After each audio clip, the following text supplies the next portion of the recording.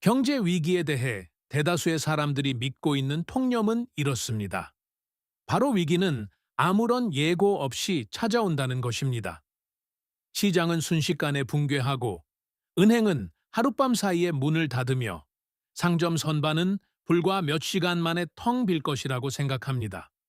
일반적인 이야기는 어느 날까지는 모든 것이 완벽하게 작동하다가 다음 날에는 최상위 수준의 정보 접근 권한 없이는 재앙을 예견할 방법도 없이 갑자기 멈춰버린다는 식입니다. 이는 매우 설득력 있는 이야기지만 거의 전적으로 틀린 사실입니다.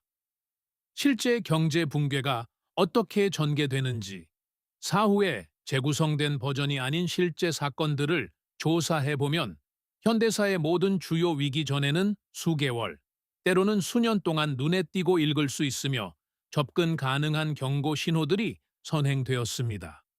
이러한 신호들은 기밀 정보 보고서에 숨겨져 있거나 월 1만 달러짜리 금융 단말기에서만 볼 수 있는 것이 아니었습니다. 그것들은 식료품점, 주유소, 은행 로비, 약국줄, 그리고 지역 동네에 존재했습니다. 신호는 누구나 볼 수 있는 곳에 있었습니다. 대부분의 사람들은 어리석어서가 아니라 자신이 무엇을 보고 있는지 인식하지 못했기 때문에 그냥 지나쳤을 뿐입니다. 그 인식이 붕괴에 휘말린 사람들과 탈출에 성공한 사람들을 가르는 유일한 차이점입니다. 2013년 키프로스에서는 계좌 보유자들이 단 한 번의 주말 사이에 예금의 최대 50%를 잃었지만 신호는 이미 11개월 동안 송출되고 있었습니다. 1988년 동독에서는 일반 의약품이 약국에서 사라지기 시작했습니다. 18개월 후 정부는 더 이상 의약품을 수입할 여력이 없었고 결국 체제 자체가 붕괴했습니다. 1997년 한국에서는 통화 가치가 폭락하고 국가가 IMF의 지원을 요청하기 거의 1년 전부터 화물 회사들이 조용히 운영 규모를 축소했습니다. 이러한 경고 중 어느 것도 비밀이 아니었으며 특수한 접근 권한이 필요하지도 않았습니다. 무엇을 찾아야 할지 아는 사람이라면 누구에게나 보였습니다. 이 영상이 제공하는 것이 바로 그것입니다. 9개 국가의 여러 역사적 위기와 9가지 유형의 경제 혼란 전반에 걸쳐 기록된 9가지 신호들입니다. 이 모든 신호는 현재 2026년에도 여러분의 스마트폰과 눈, 그리고 일주일에 단 45분만 투자하는 개인적인 관찰 루틴만 있다면 관찰할 수 있습니다. 이 영상이 끝날 때쯤 여러분은 식료품점을 다르게 걷고 주유소 가격표를 다르게 보며 은행 알림을 다르게 읽게 될 것입니다. 정보는 항상 그곳에 있었기 때문입니다. 쇼핑할 때마다 여러분에게 지금 당장 일어나고 있지만 아마 눈치채지 못했을 신호부터 시작하겠습니다. 첫 번째, 신호 이전에 우리가 다룰 그 무엇보다 중요한 원칙이 하나 있습니다. 위기는 갑자기 일어나는 것이 아니라 갑자기 드러나는 것입니다. 어떤 일이 신문 한 면을 장식할 때쯤이면 그것은 이미 수개월 동안 여러분의 주변 환경에서 가시화되어 있었습니다. 한면 기사는 속보가 아닙니다. 그것은 이미 일어나고 있던 일을 시스템이 더 이상 숨길 수 없게 된 순간일 뿐입니다. 1946년 헝가리의 통화 붕괴, 2013년 키프로스의 은행 압류, 혹은 1970년대 초 베이루트의 분열에서 살아남은 사람들은 다른 사람들보다 더 똑똑하거나 인맥이 좋았던 것이 아닙니다. 그들은 주변의 모든 이들이 헤드라인이 무엇을 생각해야 할지 알려주기를 기다리는 동안 단순히 자신의 환경을 읽고 있었을 뿐입니다. 헤드라인은 이미 일어난 일을 설명하는 후행 지표입니다. 여러분의 식료품점, 주유소, 은행 앱, 약국, 그리고 동네의 매물, 표지판이 선행 지표입니다. 이러한 환경은 여러분의 삶이 의존하는 시스템의 구조적 건강 상태에 대한 실시간 정보를 방송합니다. 오늘 우리가 기르는 기술은 헤드라인이 따라잡기 전에 그 방송을 읽어내는 능력입니다. 첫 번째 신호는 믿기지 않을 정도로 줄어드는 제품입니다. 식료품 저장실로 가서 감자칩 한 봉지를 집어들고 2년 전 같은 제품의 영수증을 찾아보세요. 라벨에 표시된 무게를 비교해 보십시오.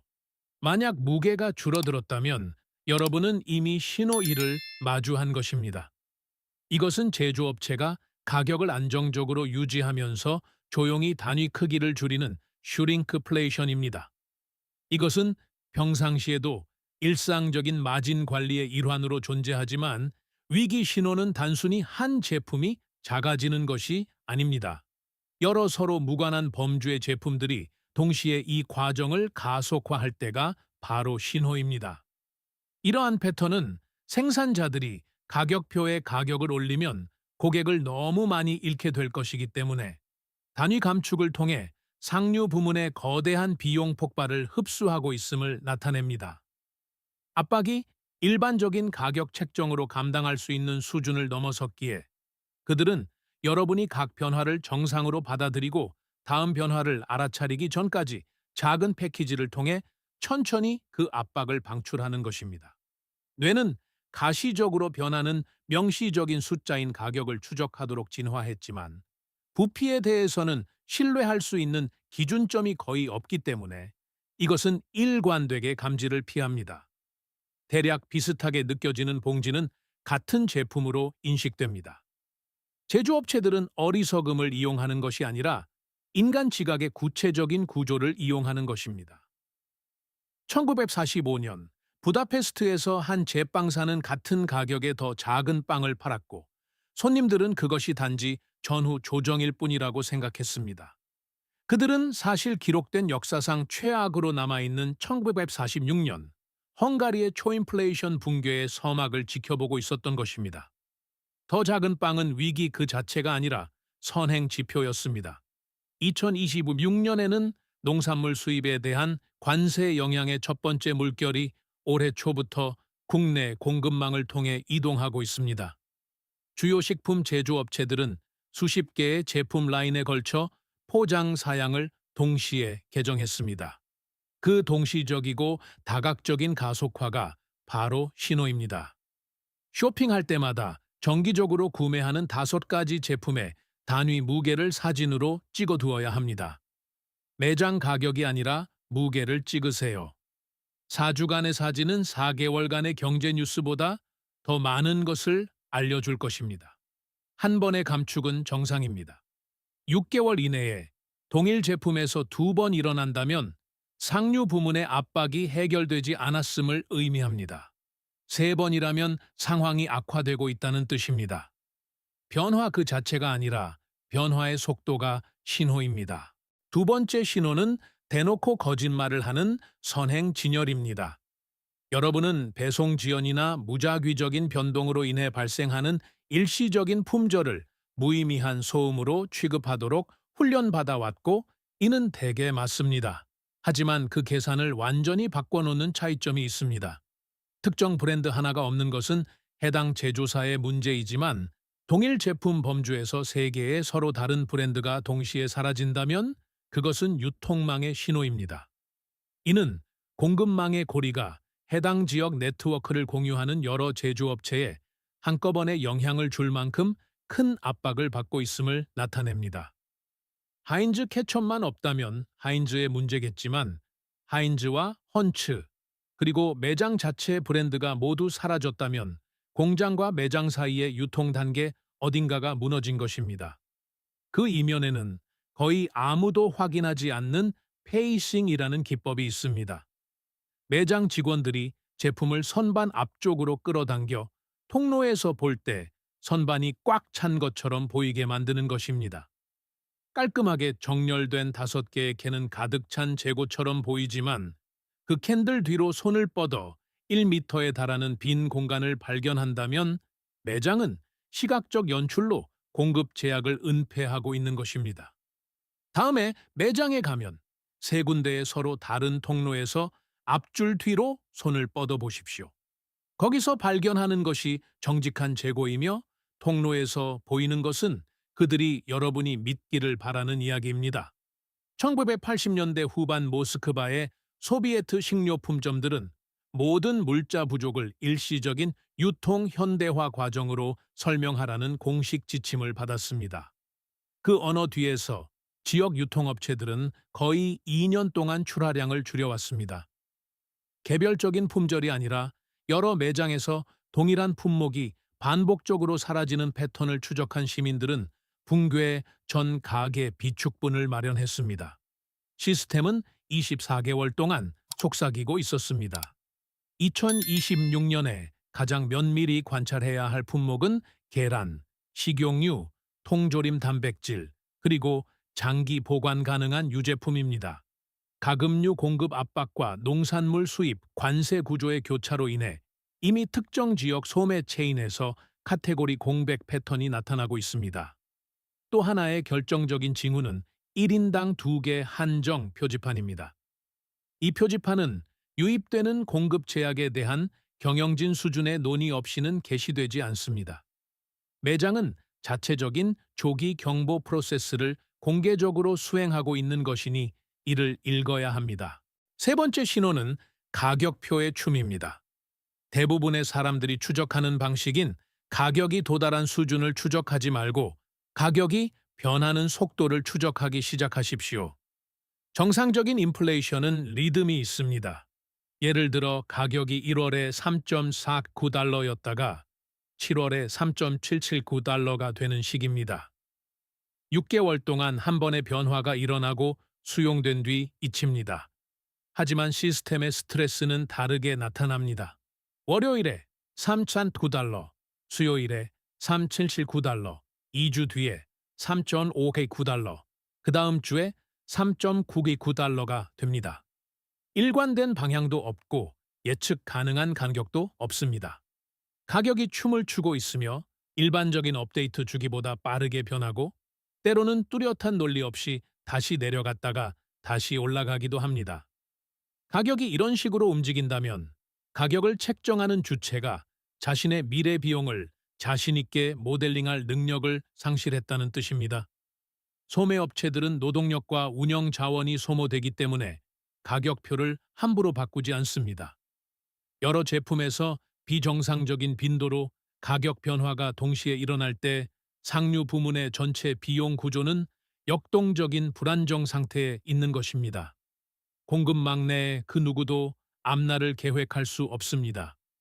2007년 짐바브웨 하라레에서 가격 개정 빈도는 뒤따른 붕괴에 가장 신뢰할 수 있는 선행 지표였습니다. 초인플레이션 정점에 도달하기 6개월 전에는 가격이 하루에도 여러 번 바뀌었지만 그 6개월 전에는 매주 바뀌었고 그 전에는 며칠에 한 번씩 바뀌었습니다. 가속화의 각 단계가 다음을 예측했습니다.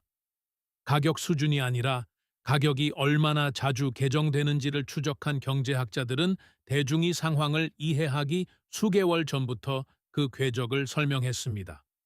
정부는 결국 법으로 가격을 동결하기 위해 가격 통제 조사관을 투입했지만 정부가 강제로 가격 신호를 억압하면 제품은 반드시 사라집니다. 상인들은 대체 비용보다 낮은 가격으로 판매하기를 중단하기 때문입니다. 가격표의 숫자는 법으로 정할 수 있지만 그 아래에 진열될 물건은 법으로 정할 수 없습니다. 쇼핑할 때마다 동일한 10가지 제품의 가격표를 사진으로 찍고 제품당 월간 변경 횟수를 세어보십시오. 30일 이내에 동일 품목이 2번 바뀌면 노란색 경보이고 3번이면 빨간색 경보입니다. 한 달에 3번 이상의 개정이 일어나는 제품은 상류 부문 비용 구조가 극심한 혼란에 빠져 있다는 뜻입니다. 네 번째 신호는 여러분의 돈에 대해 마음을 바꾼 은행입니다. 은행은 카드 디자인 변경이나 지점 리모델링 같은 중요하지 않은 일들은 크게 알리지만 결정적으로 중요한 일들은 각주나 미세한 글씨로 처리하거나 아예 알리지 않는 정교한 커뮤니케이션 전략을 가지고 있습니다. 은행이 여러분의 자금 접근 권한에 영향을 미치는 사항을 변경할 때 선제적인 알림은 오지 않습니다. 여러분이 당연히 가지고 있다고 생각한 권리를 행사하려 할 때 비로소 발견하게 될 것입니다. 주에 깊게 살펴봐야 할 4가지가 있습니다. ATM 일일 출금 한도, 해외 송금 처리 시간, 점검 시간, 그리고 거액 현금 인출 시 창구 직원의 간섭입니다. 대부분의 사람들은 한도를 초과하려고 시도하기 전까지 자신의 실제 현재 한도를 모르며 이는 통보 없이 일방적으로 변경될 수 있습니다.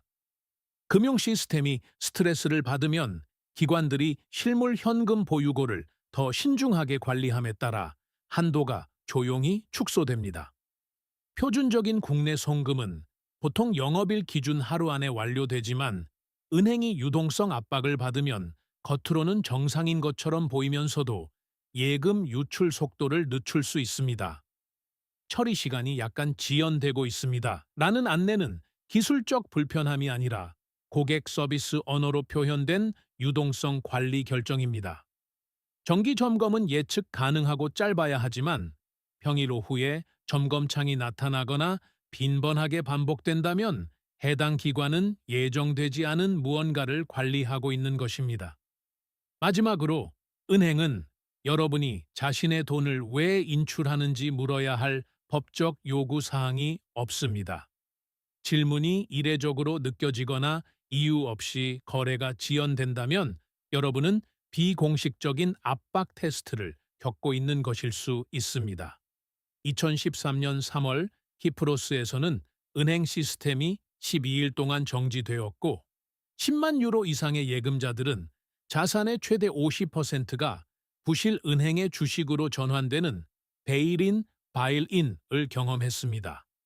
이는 현대 서구 경제에서 한 번도 사용된 적 없는 방식이었습니다. 신호는 이미 11개월 동안 처리 시간 연장, ATM 한도 축소, 거액 송금의 이례적 지연 등을 통해 방송되고 있었습니다. 그 기간 동안 예금을 옮긴 사람들은 돈을 지켰지만 그 마찰을 일상적인 불편함으로 치부한 사람들은 그러지 못했습니다. 지금 당장 여러분의 실제 ATM 한도를 확인하고 테스트하고 적어두고 90일 후에 다시 확인하십시오. 5번째 신호는 여러분에게 거짓말을 하는 주유소입니다. 휘발유 가격은 미국에서 가장 주목받는 소비자 가격이지만 가격들 사이의 격차를 추적하는 사람은 거의 없습니다. 정상적인 유통 조건에서 대도시 지역 내의 연료 가격은 지역 공급 관계가 안정적인 차이를 만들기 때문에 불과 몇 센트밖에 차이 나지 않습니다. 하지만 그 범위가 넓어져 도시 내 최저가와 최고가의 차이가 30, 40 혹은 50센트까지 벌어진다면 여러분은 가격 폭리를 보고 있는 것이 아니라 유통망의 균열을 보고 있는 것입니다. 서로 다른 주유소들이 불균등한 압박 속에서 서로 다른 공급 관계를 통해 연료를 들여오고 있는 것입니다. 어떤 주유소는 정상적인 공급망에 문제가 생겨 2차 공급원에서 연료를 끌어오느라 더 많은 비용을 지불합니다. 달러 격차는 지역 유통 네트워크가 얼마나 파편화되었는지를 직접적으로 측정하는 척도입니다. 디젤은 상업 화물, 트럭 운송, 철도 및 농업의 동력이기 때문에 훨씬 더 민감한 신호입니다.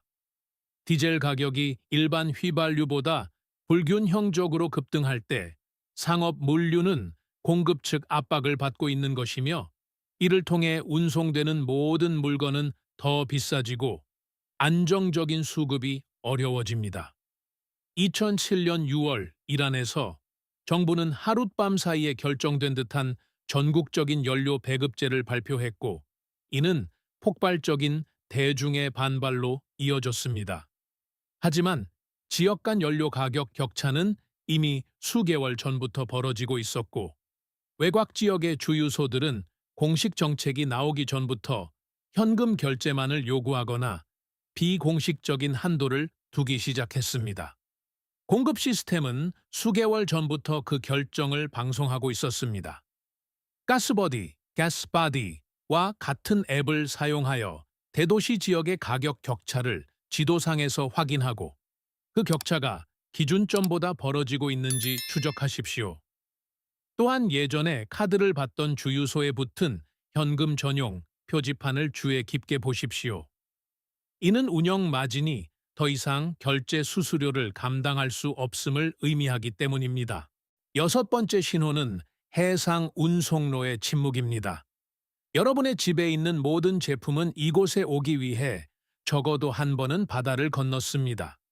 현대 소비자 경제는 사실상 공장, 항구, 유통센터, 그리고 상점 사이를 이동하는 컨테이너들의 운용입니다. 그 이동의 속도와 양이 공급망의 실질적인 심장 박동입니다. 그 심장 박동이 느려지면 그 영향이 여러분의 집 앞까지 도달하는 데는 수개월이 걸리지만 예외 없이 도달합니다. 시스템은 작동을 멈출 때까지는 보이지 않다가 텅 빈 선반과 긴 배송 대기 시간을 통해 실패를 선언합니다. 하지만 지금 당장 스마트폰에서 확인할 수 있는 대리 신호가 있습니다. 바로 아마존의 예상 배송 날짜입니다. 이는 여러분의 지역 우편번호 내 물류 역량을 실시간으로 측정한 수치로 지역 허브에 얼마나 많은 재고가 준비되어 있는지와 그 처리 능력을 반영합니다. 아마존이 더 이상 일관되게 2일 배송을 약속할 수 없게 된다면 해당 허브는 노동력 부족, 시설 제약 또는 재고 부족으로 인해 기능이 저하된 상태로 운영되고 있는 것입니다. 이를 여러 판매자에 걸쳐 관찰하십시오. 서로 무관한 카테고리의 제3자 판매자들이 모두 동시에 예상 배송일을 늦추고 있다면 그것은 시스템적인 물류 신호입니다. 1997년 한국의 위기는 공공연히 인정되기 거의 1년 전부터 화물 부문에서 신호를 보내고 있었습니다. 물류 운영업체들이 조용히 확장을 중단하고 배송 기한을 늘렸기 때문입니다.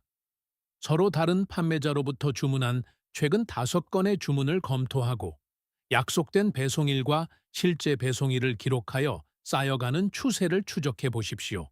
7번째 신호는 여러분을 고용할 생각이 전혀 없는 구인 공고입니다. 4개월 동안 게시되어 있거나 채워지지 않은 채 매달 다시 올라오는 공고는 종종 유령 공고, 고스트 잡라고 불립니다. 이는 기업의 자신감을 보여주는 측정 가능한 선행 지표입니다. 기업들은 투자자와 경쟁색의 건강함을 과시하기 위해 공고를 올리지만 실제로 채용을 하는 것은 단기 수익에 확신이 있을 때뿐입니다. 그 확신이 증발하면 예산은 동결하면서도 겉으로는 건실함을 유지하기 위해 공고는 그대로 둔 채 약속은 미루게 됩니다. 노동통계국은 구인 및 이직 보고서 JOLTS를 통해 이를 추적하지만 실업률은 이미 일자리를 잃은 사람들을 알려주는 후행 지표입니다. 구인 건수와 실제 채용 건수 사이의 JLTS 비율은 기업들이 재정적으로 무엇을 감수할 의지가 있는지 보여주는 선행 지표입니다. 이 수치가 크게 벌어질 때 여러분은 기업의 실적과 현실 사이의 간극을 측정하게 되는 것입니다. 1990년부터 시작된 일본의 사례에서 기업들은 니케이 지수가 하락하는 중에도 기관의 체면을 위해 구인 광고를 계속 유지하면서도 체계적인 채용 동결을 시행했습니다. 이는 자산 가격 붕괴 이후 수개월 동안 지속되었고 결국 일본의 잃어버린 10년으로 이어졌습니다. layoff.fya나 trueup.io와 같은 사이트를 매주 방문하여 여러분의 직업과 관련된 산업의 채용대 퇴사 균형을 추적하십시오. 제조업과 물류업에서 가장 급격한 격차가 나타날 때 실물 경제는 주류 서사가 이를 설명할 용어를 찾기도 전에 수축 신호를 보냅니다. 8번째 신호는 처방전을 채워주지 못하는 약국입니다. 미국은 자국 내에서 의약품을 거의 생산하지 않으며 유효 성분의 약 80%가 인도와 중국에서 생산됩니다. 이 성분들은 비용 효율성에 최적화된 적기 공급 just-in-time 체계를 통해 운송되는데 이 때문에 체계가 매우 취약합니다. 공급선에 무언가 차질이 생기면 그 영향은 즉시 환자에게 전달됩니다. 의약품 재고 부족은 순차적으로 발생합니다. 첫 번째 희생양은 복제약 제네릭이고 그 다음에는 브랜드 의약품이 예약 주문 상태로 넘어가며 마지막으로 약 자체가 아예 사라집니다.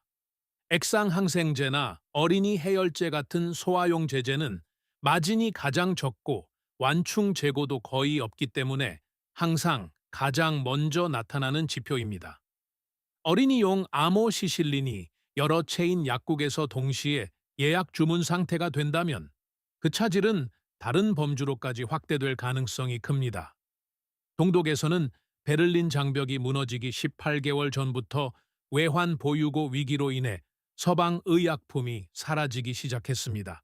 약국들은 이미 텅 비어버린 통화 시스템의 증상을 보여주고 있었던 것입니다.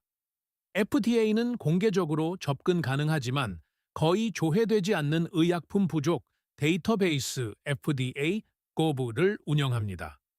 매달 확인하여 전체 부족 건수와 어떤 치료 범주가 추가되고 있는지 추적하십시오.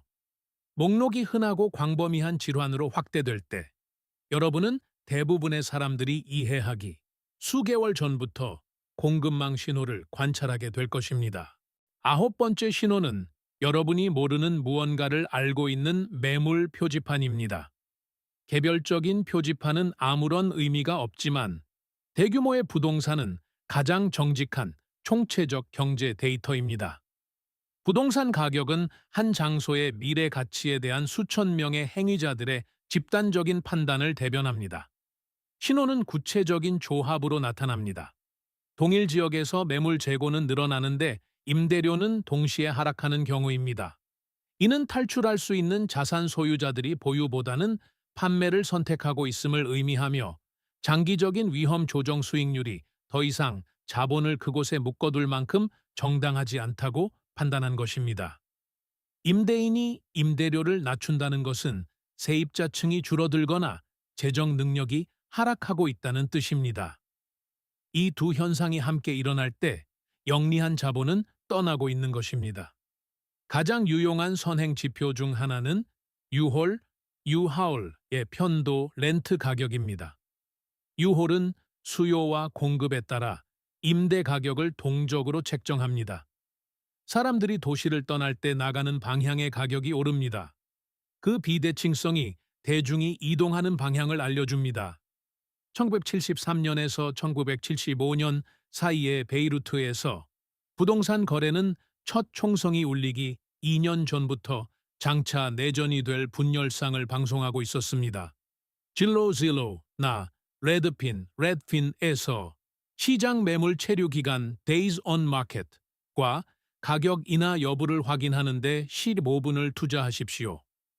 평균 체류 기간이 늘어나고 신규 매물량이 증가한다면 판매자가 구매자보다 더 절박한 상태이며 이는 해당 지역의 궤적에 대한 집단적인 미래 평가를 제공합니다. 이 9가지 신호 중 그 어느 것도 단독으로는 결정적인 의미를 갖지 않습니다. 공급망이 유연하게 움직이고 시장이 숨을 쉬는 과정에서 개별적인 변화는 소음일 뿐입니다. 만약 여러분이 모든 개별 신호를 화재 경보처럼 취급한다면 여러분은 지난 10번의 경제 붕괴를 예견했지만 실제로는 한 번도 일어나지 않은 상황을 만든 사람이 되어 지쳐버릴 것입니다. 패턴과 변화의 속도가 바로 신호입니다. 서로 다른 범주의 여러 신호가 동일한 관찰창 내에서 수렴하는 것이 시스템적 악화와 배경 변동을 구분짓는 기준입니다. 하나의 신호가 비정상적으로 움직이면 주목해야 하고 같은 달에 서로 다른 범주에서 두 개의 신호가 나타나면 관찰 빈도를 높여야 하며 3개 이상이라면 관찰에서 준비로 넘어가야 함을 의미합니다. 신호가 실제일 때조차 타이밍을 잡기란 어렵습니다.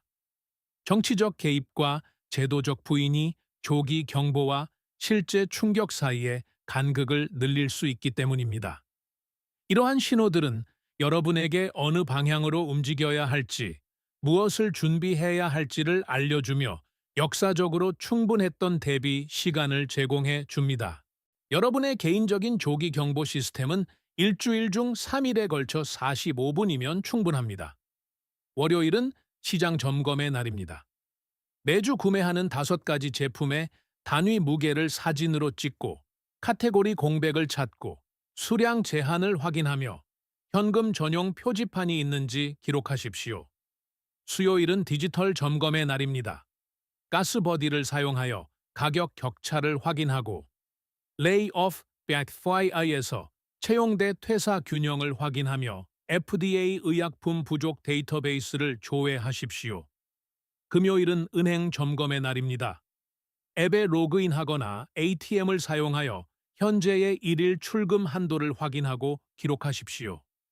각각의 명확한 신호마다 1점을 부여하는 점수 체계를 사용하십시오. 0점에서 2점은 정상적인 배경 소음입니다. 3점에서 5점은 무언가 쌓이고 있다는 뜻이니 식량 비축분을 31분으로 늘리고 실물 현금을 확보하십시오.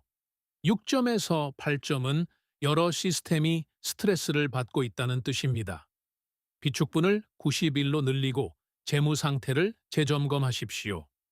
한 달에 9점 이상이 나온다면 이는 다중 시스템의 수렴이며 이는 일관되게 중대한 혼란으로 이어졌습니다. 이때 적절한 대응은 이미 세워둔 계획을 실행에 옮기기 시작하는 것입니다. 1945년 가을 부다페스트로 돌아가 보면 제빵사의 손님들은 어리석었던 것이 아닙니다. 그들은 단지 신호를 읽는 틀이 없는 상태에서 이성적인 사람들이 하는 행동을 그대로 했을 뿐입니다. 가장 안심이 되는 설명을 받아들이고 일상을 이어갔습니다. 이는 합리적이지만 틀린 대응이었습니다. 그들에게는 특정한 기술이 부족했기 때문입니다.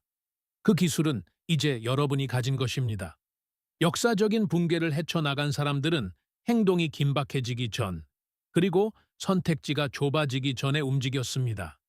이것은 여러분의 삶으로부터의 도피나 붕괴 선언이 아닙니다. 주변 환경에 대한 패턴 인식 능력을 일관되고 이성적으로 적용하는 것입니다. 신호는 이미 저 밖에 있으며 일부는 2026년 현재, 지금 이 순간에도 방송되고 있습니다. 이 정보를 가지고 무엇을 할지는 전적으로 여러분에게 달려 있습니다.